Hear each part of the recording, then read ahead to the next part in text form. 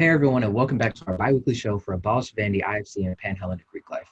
This week we're going to be talking to two current students who have never participated in Greek life about life as a non-Greek student on campus.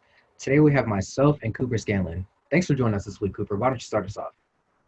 Hey, my name's Cooper Scanlon. I'm a sophomore at Vanderbilt University from a rural town in Ohio. And coming to Vanderbilt, I had no idea what Greek life was. Like I'd heard about it. I knew it was like a party scene in schools from popular culture, Yeah. but I didn't really know like what it was or what it did. And so coming to Vanderbilt, it was a huge culture shock. As I got to learn about like what Greek life was, at first I thought like, hey, this makes a ton of sense. Like a lot of people coming to a whole new environment, and so it makes sense to try to make connections. And it seemed like a really cool opportunity to meet people and then do things, have something to do on weekends. But Yeah. something that I learned about was like the culture of rape, of protecting rapists, which I think is awful. I learned about how casually people use slurs, and so I thought, well, okay, so Greek life isn't for me. But what I to discover is that Greek life is the only social scene at Vanderbilt.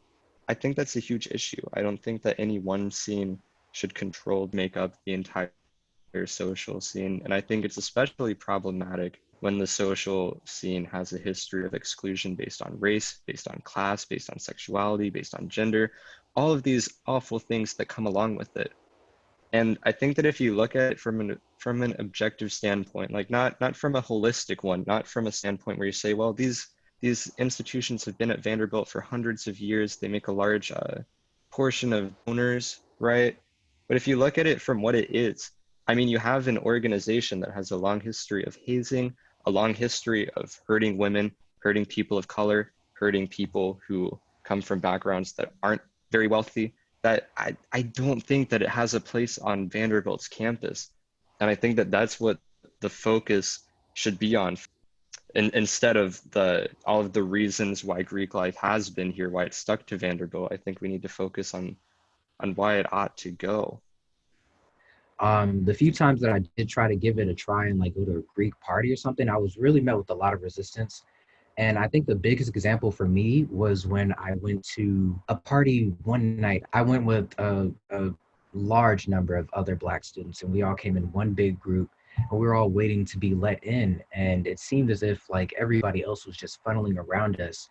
And we were sitting out there for easily over an hour, while other people seemed like they would just get there and be in within 5 to 15 minutes. Um, so that alone just really like it hurt on a certain level because it was pretty obvious that we were being looked literally around, and it really like put things in perspective for me. It just I felt otherized literally, like I saw everybody just walking past me, and it didn't feel great.